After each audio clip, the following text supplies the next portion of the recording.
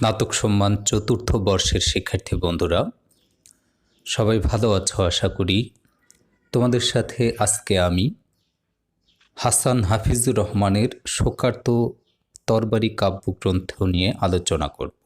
তোমাদের সাথে আলোচনা করব শোকার্ত তরবারি কাব্যগ্রন্থের নামকরণের সার্থকতা নিয়ে, আর সংক্ষেপে কবি হাসান হাফিজুর রহমানের কবিতার বেশ কিছু বৈশিষ্ট্য নিয়ে, অর্থাৎ তার কবিসত্তার বেশ কিছু দিক বা বৈশিষ্ট্য নিয়ে সংক্ষেপে আলোচনা করব।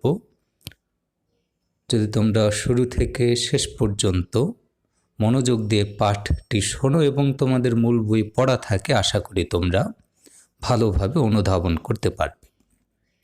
শিক্ষার্থী বন্ধুরা, সাহিত্যের ক্ষেত্রে নামকরণ একটি গুরুত্বপূর্ণ বিষয়। খুব সহজ সরলভাবে বলতে গেলে নামকরণের সাথে গ্রন্থের বিষয় আশয়ের একটি সম্পর্ক থাকে, মিল থাকে। খুব সাধারণভাবে এই কথাটি বলা যায় যে একটি গ্রন্থ, সে হোক উপন্যাস, নাটক, কবিতা, ছোট গল্প, তার বিষয়ের সাথে সাধারণত নামকরণের মিল থাকে।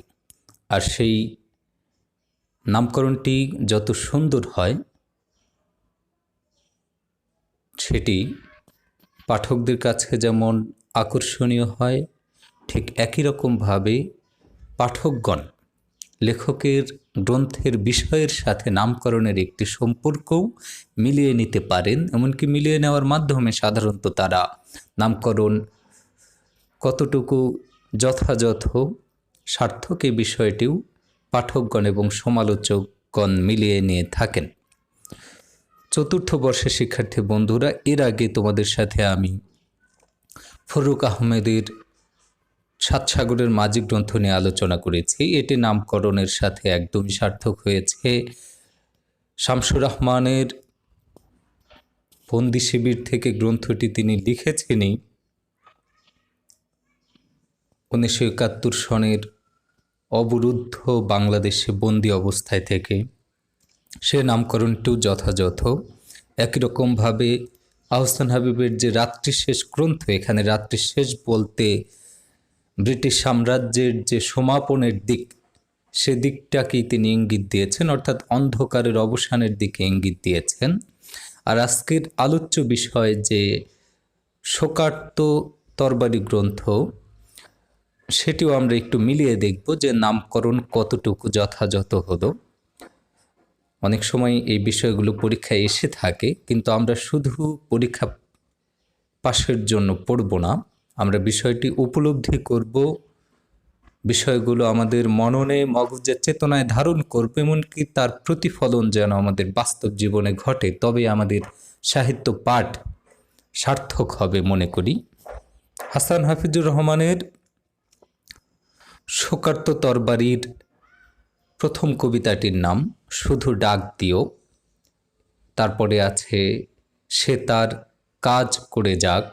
শোকার্ত তরবারি নামে একটি কবিতা আছে, আরও অনেক নামে কবিতা রয়েছে যেগুলো তোমরা স্ক্রিনে দেখতে পাচ্ছ। শোকার্ত তরবারি শব্দ দুইটিতে আমরা দেখতে পাই শুরুতে শোক রয়েছে। শোকে যে আর্ত, অর্থাৎ শোক দ্বারা যে আক্রান্ত, শোক দ্বারা যে পীড়িত, সেটাকে আমরা বলতে পারি শোকার্ত, অর্থাৎ শোকে যে আচ্ছন্ন। আর তরবারি শব্দটি সাধারণত যুদ্ধের সাথে সম্পর্কিত, প্রতিবাদের সাথে সম্পর্কিত। আমরা জানি এক সময় মধ্যযুগে তরবারি ছিল যুদ্ধের অন্যতম মাধ্যম। আমাদের যে বাংলাদেশ সেনাবাহিনী, তাদের যে লোগো রয়েছে, সেখানেও আমরা তরবারি দেখতে পাই।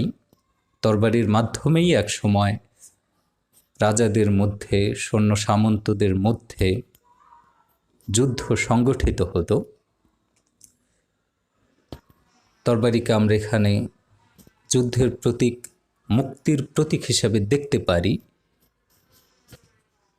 কিন্তু যে তরবারি যুদ্ধের প্রতীক, মুক্তির প্রতীক, অন্যায়ের বিরুদ্ধে বিজয়ী হওয়ার প্রতীক, সেই প্রতীকটি এখানে আনন্দিত না, উৎফুল্লিত না, সেই প্রতীকটি এখানে শোকে আক্রান্ত, শোকার্ত। সেখান থেকেই শোকার্ত তরবারি নামকরণ। আমরা এই গ্রন্থের প্রায় প্রতিটি কবিতার মধ্যেই দেখতে পাই হাসান হাফিজুর রহমান এক ধরনের শোকে আচ্ছন্ন, অভিমানে আক্রান্ত, যে তিনি যা চেয়েছিলেন তা হচ্ছে না, তিনি যেভাবে আশা করেছিলেন তা ঘটছে না আশপাশে। আমরা হাসান হাফিজুর রহমানের কবিসত্তার বৈশিষ্ট্যর দিকে যদি তাকাই, দেখতে পাই তিনি ভাষা আন্দোলনে যুক্ত হয়েছিলেন, সামনে থেকে নেতৃত্ব দিয়েছেন, তারই সামনে তার সহযোদ্ধাগণ প্রাণ দিয়েছেন। ভাষা আন্দোলনের প্রথম সংকলন, ২১-এর প্রথম সংকলন যে ২১শে ফেব্রুয়ারি, অর্থাৎ ২১শে ফেব্রুয়ারি বা ভাষা আন্দোলনকে নিয়ে যে রচনাগুলো লেখা হয়েছিল, প্রবন্ধ, কবিতা, ছোট গল্প, সেগুলো তিনি ১৯৫৩ সনে সংকলন করেন। তিনি সরাসরি মুক্তিযুদ্ধে অংশগ্রহণ করেছেন, এমনকি আমাদের ১৬ খণ্ডে মুক্তিযুদ্ধের যে দলিল, তার সম্পাদক হাসান হাফিজুর রহমান। হাসান হাফিজুর রহমান বেশ কয়েকটি পত্রিকার সাথে যুক্ত ছিলেন। তিনি ইত্তেহাদ পত্রিকার সাথে যুক্ত ছিলেন, বেগম পত্রিকায় কাজ করেছেন, সিকান্দার আবু জাফরের সাথে সমকাল পত্রিকায় যুক্ত ছিলেন। তিনি দৈনিক পাকিস্তান পত্রিকার সাথে যুক্ত ছিলেন, এমনকি বাংলাদেশ স্বাধীনতার পর দৈনিক পাকিস্তান পত্রিকাটি দৈনিক বাংলা নামে প্রকাশিত হয়, সে পত্রিকায় তিনি যুক্ত ছিলেন। হাসান হাফিজুর রহমান শিক্ষকতা পেশার সাথেও যুক্ত ছিলেন, সেখানেও তিনি ছিলেন অত্যন্ত প্রতিবাদী। কবি হাসান হাফিজুর রহমানের কর্মজীবন, রাজনৈতিক জীবন, তিনি সাম্যবাদী বা বামপন্থী রাজনীতির সাথে যুক্ত ছিলেন। তিনি চেয়েছেন সমাজে শোষণের মুক্তি হোক, তিনি চেয়েছিলেন মানুষের রাজনৈতিক অধিকার, কথা বলার অধিকার, এগুলো প্রতিষ্ঠিত হোক। এগুলো তার মানে চাওয়া ছিল, এগুলো তার কবিসত্তার বৈশিষ্ট্য। এগুলো যেমন তার অন্যান্য কবিসত্তার বৈশিষ্ট্য, একই সাথে তার শোকার্ত কাব্যগ্রন্থেরও যে কবিতা, এগুলোর মধ্যেও আমরা দেখতে পাই এই যে হাসান হাফিজুর রহমানের দীর্ঘ রাজনৈতিক জীবন, কর্মজীবন, এই যে তিনি ভাষা আন্দোলনের সাথে যুক্ত ছিলেন, মুক্তিযুদ্ধের সাথে যুক্ত ছিলেন, মুক্তিযুদ্ধে তার ২ ভাই শহীদ হয়েছেন, প্রাণ দিয়েছেন। সেই জন্য তার ইচ্ছে ছিল, আশা ছিল, স্বাধীন যে বাংলাদেশ হবে, সেই স্বাধীন বাংলাদেশ হবে অত্যন্ত সমৃদ্ধ। এখানে মানুষ প্রাণ খুলে তার সংস্কৃতি যাপন করতে পারবে, এখানে মানুষ প্রাণ খুলে তার মনের কথা ব্যক্ত করতে পারবে, এখানে মানুষ রাজনৈতিকভাবে স্বাধীন হবে, অর্থনৈতিকভাবে মুক্তি লাভ করবে, অর্থাৎ প্রতিটা মানুষই তার যে ন্যায্য অধিকার সেগুলো ফিরে পাবে। এটা হাসান হাফিজুর রহমানের স্বপ্ন ছিল। এই স্বপ্নকে সামনে নিয়েই তিনি রাজনীতিতে যুক্ত হয়েছিলেন, তিনি সাংবাদিকতায় যুক্ত হয়েছিলেন, শিক্ষকতা পেশায় যুক্ত হয়েছিলেন। কিন্তু দেশ স্বাধীন হওয়ার পর তিনি দেখলেন এক ভিন্ন জগৎ। এ যেন আগে ছিল এক শোষক, সে হতে পারে ইংরেজরা, সে হতে পারে পাকিস্তানের শোষকগণ। দেশ স্বাধীন হওয়ার পরে দেখেন তিনি অবস্থার খুব বেশি পরিবর্তন হয় নাই, অবস্থা আগের মতোই। আগে হয়তো ইংরেজরা শাসন করছে, পাকিস্তানিরা শাসন করেছে, বর্তমানে রাষ্ট্রে এসেছে নতুন শোষক, নতুনভাবে তারা শাসন করছে, আর মানুষের সামাজিক, রাজনৈতিক, অর্থনৈতিক মুক্তি ঘটছে না, যেগুলো হাসান হাফিজুর রহমানের কবিতায় আমরা দেখতে পাই। বিশেষ করে শোকার্ত তরবারি কাব্যগ্রন্থের প্রতিটি কবিতায় দেখতে পাই যে তার মধ্যে এক ধরনের অভিমান, চাপা ক্ষোভ, আফসোস, যে আফসোসগুলা তিনি বলতেও পারেন না, প্রকাশও করতে পারেন না ঠিক মতো, সেই মনের ক্ষোভ, অভিমানগুলোই উঠে এসেছে শোকার্ত তরবারি গ্রন্থে। আমরা যদি কয়েকটি কবিতার বেশ কিছু অংশ পড়ি, তাহলেও আমরা তার কবিসত্তার বৈশিষ্ট্য যেমন দেখতে পাবে, একই সাথে শোকার্ত তরবারি গ্রন্থের নামকরণও কীভাবে সার্থক সে বিষয়টিও দেখতে পাবে। সেক্ষেত্রে বন্ধুরা, আমি তার 3টি কবিতা থেকে কিছু অংশ পাঠ করব। মনোযোগ দিয়ে শুনলে আর অন্যান্য কবিতা পড়লেও নামকরণের সার্থকতা ও তার কবিসত্তার বৈশিষ্ট্য সম্পর্কে সম্যক ধারণা পাবে। শুধু ডাক দিয়ে কবিতায় দেখতে পাচ্ছি, যখন অন্তর্মূল অস্থির যন্ত্রণায় পেঁচাতে থাকে, দোমড়ায় মোষ্টায় কান্না আসে না, কেবলই মুখমণ্ডল বিধ্বস্ত হয় কদাকার বন্ধা বলি রেখায়। প্রাণ আইঢাই মানুষ, ওহে দম বন্ধ হয়ে যাওয়া মনস্তাপ, তখন শৈশবকে ডাক দিও। দেখবে মাতৃক্রোড়ে তোমার সর্বাঙ্গ হয়েছে মসৃণ সুউচ্চ ক্রন্দনে, কান্নায় গলছে কঠিন শিলা, ততোধিক কঠিন মন। হাতের তালুতে নামছে চাঁদ সূর্য, দূরান্তের বেলুন। অসম্ভব টিয়া পাখি তোমার কান্নাকে নির্ঝরণী হাসি করে দিতে লক্ষজন এসেছে ঘিরে। আমরা এই কবিতায়ও তার মনের যন্ত্রণা দেখতে পাই, আবেগ দেখতে পাই, তার না পাওয়ার বেদনা দেখতে পাই। ঠিক একই রকমভাবে শোকার্ত তরবারি গ্রন্থের আরেকটি কবিতা, সে তার কাজ করে যাক, সেখান থেকে আমরা পাঠ করি। আমার হৃৎপিণ্ড আমি আড়ালে লুকিয়ে রাখি, তার ধুকপুক আওয়াজ পার্থপক্ষে শুনতে দিই না। ঘাতক পড়েছে রক্ষকের শিরস্ত্রাণ, যা কিছু দামি গুলির মুখে তাক করা। একালটার সবটাই বুঝি বস্ত্রহরণের লাঞ্ছনায় বাধা পড়ে গেছে, যা আছে মনে মুখেও আনি না।